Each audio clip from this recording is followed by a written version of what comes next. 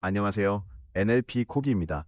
오늘의 꼬리에 꼬리를 무는 페이퍼 딥다이브, 꼬꼬페에서 다룰 논문은 구글에서 나온 Translating Step by Step, Decomposing the Translation Process for Improved Translation Quality of Long-Form Text입니다. 그동안 기계 번역은 되게 단순한 맵핑 작업처럼 여겨졌죠. 한 언어의 문장을 넣으면 시스템이 다른 언어의 대응 문장을 딱 뱉어내는 식이었어요. 예전 통계 기반이나 초기 신경망 시스템에서는 이 관점이 그럴듯했는데 대형 언어 모델이 등장하면서 완전히 다른 생각을 할 수 있게 됐습니다. 이제는 원문에서 번역문으로 한 번에 점프하는 게 아니라 사람처럼 과정을 밟으면서 번역을 모델링할 수 있는 거죠. 이 논문은 LLM을 이용해서 긴 문서를 번역할 때 4단계로 나눈 스텝 바이 스텝 프레임워크를 제안하고 이 과정이 일반적인 원샷 프롬프트보다 번역 품질을 확실히 끌어올린다는 걸 보여줍니다. 핵심 아이디어는 단순하지만 꽤 강력합니다. 모델한테 긴 문서를 한 번에 번역하라고 하지 말자는 거예요. 대신 실제 전문 번역가가 밟는 단계들을 그대로 따라가게 만드는 거죠. 먼저 번역 전에 어려운 부분을 찾기 위한 리서치를 합니다. 두 번째로 원문에 충실한 초벌 번역을 만들고요. 세 번째로 그 초벌을 유창하고 읽기 좋게 다듬습니다. 마지막으로 다듬어진 텍스트를 조정해서 완성도를 높입니다. 이 4단계 각각을 제미나이 1.5 프로와의 대화에서 별도의 턴으로 구현해서 모델이 자기 이전 출력들을 계속 이어받아 쓸 수 있게 한 구조입니다. 번역학에서는 오래전부터 사람이 문장을 단어 단위로 그냥 바꾸는 존재가 아니라고 주장해왔습니다. 자료를 찾고 초안을 쓰고 수정하고 교정하는 과정을 거치죠. 한편 LLM 커뮤니티에서는 Chain of Thought Prompting, 그러니까 작업을 여러 단계로 쪼개서 시키면 추론 품질이 좋아진다는 걸 배워왔고요. 최근 논문들 중에도 이걸 번역에 써보려는 시도가 있었지만 대부분은 번역 전 힌트나 번역 후 편집에만 집중하고 전체 파이프라인을 다루진 않았습니다. 이 논문은 질문을 좀 더 크게 잡습니다. LLM으로 번역의 전 과정을 명시적으로 모델링하면 특히 긴 텍스트에서 번역 품질이 실제로 좋아지느냐를 보는 거죠. 이 작업을 위치 지우기 위해 저자들은 최근 LLM 기반 번역 방법들을 정리합니다. 많은 접근법이 번역 후 편집에 집중해요. 먼저 초벌 번역을 만든 다음 외부 품질 추정, QE 지표나 사람의 오류 라벨을 첨부해서 모델에게 고치라고 하는 식입니다. 더 소수의 방법들이 번역 전 리서치를 탐구하는데 배경 지식이나 관용구 설명을 생성하는 식이죠. 하지만 이런 방법들도 종종 외부 도구에 의존해서 최종 출력을 고릅니다. 전체 번역 과정을 모델링하려는 연구는 손에 꼽을 정도고 그마저도 구조가 꽤 복잡한 편입니다. 반대로 이 논문은 훨씬 단순한 4단계 파이프라인을 제안합니다. 번역 전과 번역 후 단계를 모두 포함하면서도 결정적으로 번역 중에는 LLM 내부 지식만 사용해요. 외부 QE 모델이나 검색 시스템은 쓰지 않습니다. 첫 번째 단계는 인간 번역가가 실제로 글을 쓰기 전에 하는 일을 그대로 따라갑니다. 텍스트를 훑어보면서 문제될 만한 부분을 찾는 거죠. 모델은 전체 원문 문서를 입력으로 받고 목표 언어로 직역하면 잘 안 통할 표현들을 찾으라는 지시를 받습니다. 예를 들면 관용구, 슬랭, 비유적 표현, 문화 특유의 레퍼런스 같은 것들이죠. 간 표현마다 제미나이가 의미를 설명하고 적절한 번역 후보를 제안합니다. 이렇게 나온 리서치 결과는 나중 단계에서 쉽게 재사용할 수 있도록 제이슨 구조로 정리해둡니다. 모델이 까다로운 부분을 충분히 생각해 본 다음에는 이제 초벌 번역 단계로 넘어갑니다. 여기서 지시는 아주 명확합니다. 충실도 에디커시에 집중하라. 초벌 번역은 원문의 의미를 최대한 가깝게 담아야 하고 앞에서 만든 리서치 결과를 활용해서 관용구나 어려운 표현을 처리합니다. 모델에게는 추가 설명이나 대안 번역을 붙이지 말고 문서 전체에 대한 하나의 일관된 초벌 번역만 내라고 요구합니다.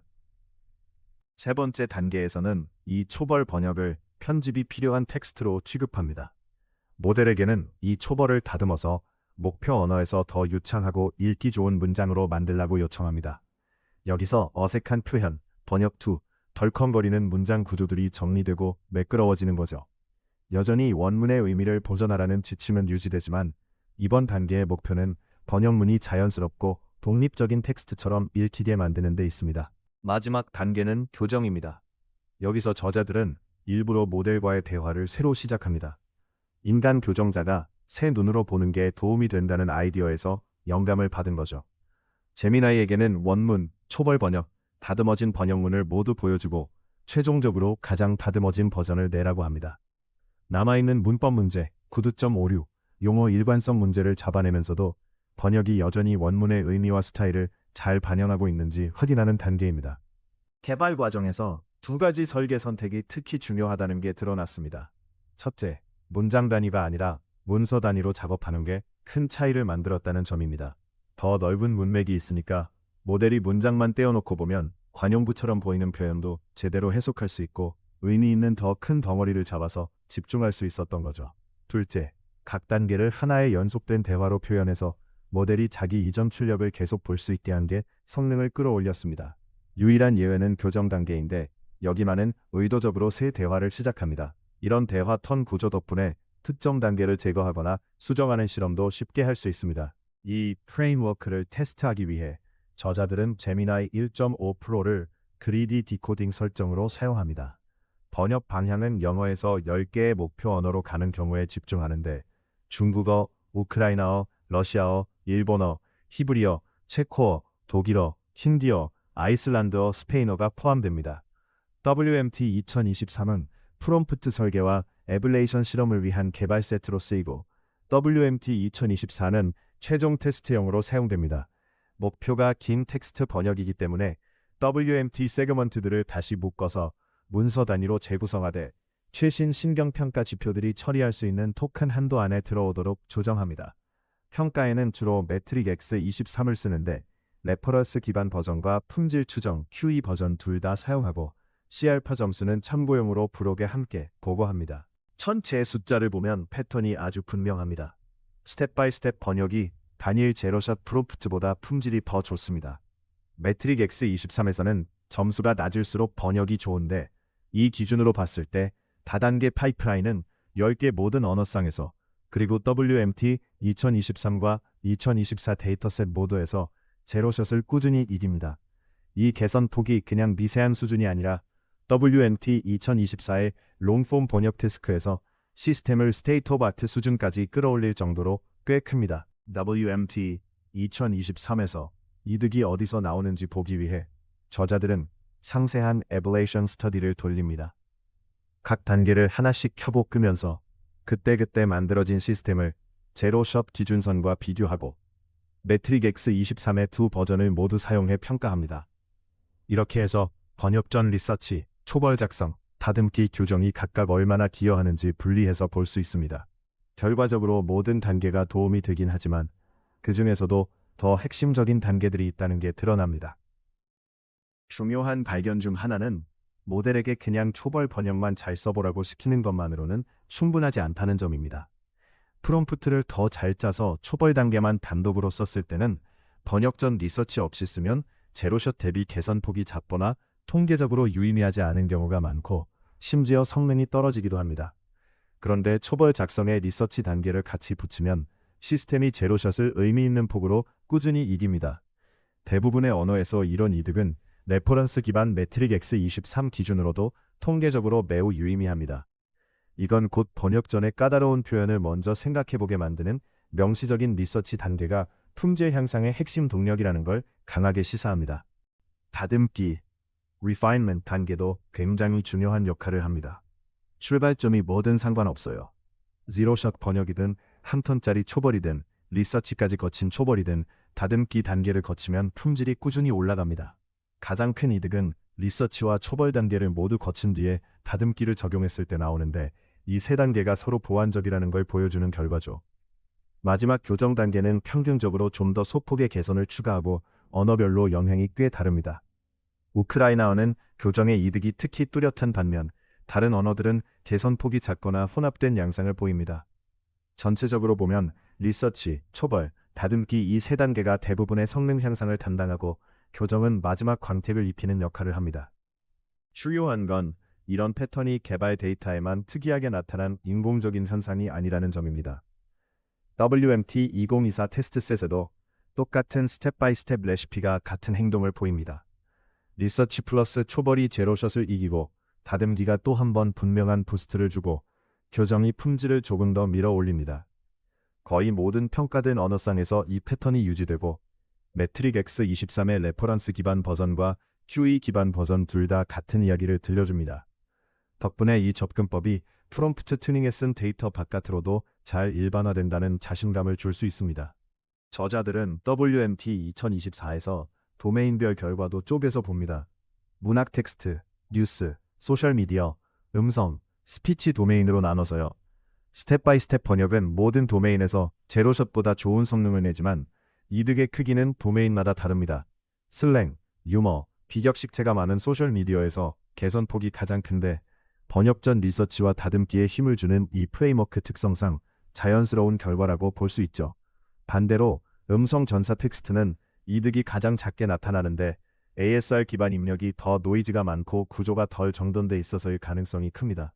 그래도 전반적으로는 꽤 튼튼해서 어느 도메인에서도 성능이 제로샷 수준으로 다시 무너지는 일은 없습니다. 이 슬라이드는 도메인별로 제로샷과 스텝 바이 스텝 번역을 비교한 결과를 시각적으로 보여줍니다. 각 점은 특정 도메인과 단계에서 스텝 바이 스텝 시스템이 제로샷 대비 얼마나 개선됐는지를 나타냅니다. 제로샷에서 시작해서 리서치가 반영된 초벌, 다듬기, 마지막 교정까지 단계가 진행될수록 점들이 꾸준히 위로 올라가는 흐름을 볼 수 있고 특히 소셜미디어 도메인이 전체 파이프라인의 혜택을 가장 크게 보는 걸 확인할 수 있습니다. 이 이득이 어느 정도 의미가 있는지 보기 위해 저자들은 자기 방법을 몇 가지 강력한 기준선과 비교합니다. 하나는 맙스라는 시스템인데 다양한 종류의 배경 정보를 조건으로 여러 개의 후보 번역을 생성한 다음 외부 QE 모델을 써서 그중 가장 좋은 걸 고르는 방식입니다. 또 다른 비교 대상은 세그먼트 단위 제로샷 번역인데 프롬프트의 전체 문서를 같이 보여주는 버전과 그렇지 않은 버전 둘 다 포함합니다. 마지막으로 초기 WMT 2024 랭킹에서 최고 성능을 보였던 언베블 타워 70B와도 성능을 맞대봅니다. 이런 비교는 맵스가 프롬프트와 예제를 공개한 영어, 독일어, 중국어, 일본어 방향에 집중해서 진행됩니다. 리서치 플러스 초벌 단계까지만 봐도 스텝 바이 스텝 시스템은 맵스와 충분히 경쟁이 됩니다. 통계적 유의성 클러스터를 보면 둘이 같은 그룹에 속하는 경우가 자주 나와요. 여기에 다듬기와 교정을 더하면 격차가 더 벌어집니다. 최종 스텝 바이 스텝 시스템은 매트릭 X23 기준으로 맵스보다 독일어, 중국어, 일본어에서 대략 0.5점 이상 개선된 점수를 보여줍니다. 이게 의미 있는 이유는 맵스가 구조적으로 유리한 점을 갖고 있기 때문입니다. 맵스는 자기 후보들을 고를 때 매트릭 X와 같은 패밀리의 QE 모델을 쓰거든요. 반면 스텝 바이 스텝 파이프라인은 번역 중에는 오직 제미나이 내부 지식만 사용하면서도 그걸 뛰어넘는 성능을 낸다는 점이 눈에 띕니다. 세그먼트 단위 기준선들도 비슷한 이야기를 들려줍니다. 각 세그먼트를 독립적으로 번역하는 방식은 프롬프트의 전체 문서를 같이 제공하더라도 최종 스텝 바이 스텝 시스템보다 꽤 많이 뒤처집니다. 격차는 매트릭 X 기준으로 보통 0.4에서 0.7점 이상 나는 경우가 많습니다. 언밥의 타워 70B와 비교했을 때는 스텝 바이 스텝 접근법이 독일어와 중국어에서 통계적으로 비슷하거나 약간 더 좋은 성능을 내고 일본어에서는 확실히 더 좋은 점수를 기록합니다. 특히 인상적인 건 언바벨 시스템은 외부 QE 지표와 더 복잡한 디코딩 전략을 쓰는 반면 스텝 바이 스텝 방법은 그리디 디코딩에 외부 도구도 안 쓰면서 이 성능을 낸다는 점입니다. 리서치 단계가 실제로 뭘 하고 있는지 이해하기 위해 저자들은 특히 영어, 중국어 예시를 중심으로 결과를 직접 들여다봅니다. 제미나이가 슬랭, 비유적 표현, 농담을 해석하는데 꽤 능숙한 경우가 많다는 걸 발견해요. 예를 들어 미니어처 문맥에서 식톱을 볼살이 통통한 상태로 정확히 이해하고 The weather didn't cooperate, 조건이 적절하지 않았다는 비유적 표현으로 잘 설명합니다. 하지만 모델이 너무 열심히 나가는 경우도 있습니다. 직역해도 전혀 문제없는 표현을 괜히 어려운 표현이라고 분류한다든지 중국어 독자를 위해 풍선껌의 식감을 과하게 설명하는 식의 살짝 엇나간 문화 코멘트를 덧붙이기도 합니다. 전체 번역 예시를 보면 스텝 바이 스텝 파이프라인이 제로샷은 물론이고 심지어 사람 레퍼런스보다도 문맥에 더 잘 맞는 출력을 내는 경우가 종종 있습니다. 어떤 예시에서는 스레딩을 소셜미디어의 스레드로 정확히 해석하는 반면 레퍼런스와 제로샷은 둘 다 오해한 사례가 있어요. 다듬기 단계는 특히 번역 툴을 걷어내고 목표 언어에서 자연스럽게 들리는 문장으로 만드는 데 효과적입니다. 물론 완벽하진 않습니다. 다듬기 과정에서 원문에 없던 디테일을 환각처럼 덧붙이는 경우도 있는데, 예를 들어 원문에는 전혀 없는 멍을 만지는 장면을 추가로 묘사하는 식입니다. 이건 우리가 이미 잘 아는 트레이드오프를 다시 보여줍니다. 텍스트를 더 유창하고 사람 말처럼 만들수록 미묘한 부정확성이 끼어들 위험도 같이 커진다는 거죠. 저자들은 CRF 점수도 함께 보고합니다. CRF는 문자 N그램 겹침을 보는 지표죠. 흥미로운 점은 매트릭 X23과 질적 분석에서는 스텝 바이 스텝 번역이 더 좋다고 나오는데도 CRF 점수는 종종 지로숏보다 낮게 나온다는 겁니다. 이유는 CRF가 레퍼런스의 표면 형태에 얼마나 가까운지를 보상하기 때문입니다. 반면 스텝 바이 스텝 파이프라인은 더 유창하고 자연스러운 바꿔 말하기를 적극적으로 장려하죠. 매트릭 X23 같은 신경 기반 지표는 사람이 중요하게 여기는 충실도와 유창성의 균형에 더 잘 맞춰져 있습니다. 이런 패턴은 다른 사람스러운 LLM 번역 전략들에서도 비슷하게 관찰된 바 있습니다. 물론 한계도 여러 가지가 있습니다. 첫째, 평가가 거의 전적으로 자동 지표에 의존한다는 점입니다. 매트릭 X23이 강력하긴 하지만 특히 스타일이나 의미의 미묘한 부분까지 사람 판단을 완전히 대체할 수는 없습니다. 둘째, 많은 신경 기반 지표들이 문맥 창 크기가 제한돼 있어서 저자들은 긴 문서 평가의 한 가족의 지표에만 의존할 수밖에 없었습니다. 셋째, 전체 파이프라인이 제미나이 1.5% 하나만으로 개발 테스트됐다는 점입니다. LLM마다 언어별로 지시를 따르는 방식이 다를 수 있기 때문에 이 접근법이 다른 모델에도 잘 옮겨질지는 아직 알 수 없습니다. 윤리적인 관점에서 저자들이 특히 강조하는 걱정거리는 파이프라인이 충실한 초벌에서 더 유창한 다듬기와 교정 단계로 갈수록 환각 위험이 커진다는 점입니다. 겉으로 읽기에는 아주 매끄럽지만 원문을 살짝 왜곡한 번역은 투박하지만 정확한 번역보다 더 위험할 수 있습니다. 사용자가 더 쉽게 믿어버리기 때문이죠. 그래서 이런 시스템을 배포할 때는 신중한 접근, 사용자 교육, 그리고 사람들이 기계 번역 결과에 대한 신뢰 수준을 잘 조절할 수 있도록 도와주는 추가적인 안전장치가 필요하다고 강조합니다. 정리하자면 이 연구는 번역을 리서치, 초벌, 다듬기, 교정이라는 구조화된 4단계 과정으로 다시 설계하면 대형 언어 모델을 이용한 긴 텍스트 번역 품질을 크게 끌어올릴 수 있다는 걸 보여줍니다.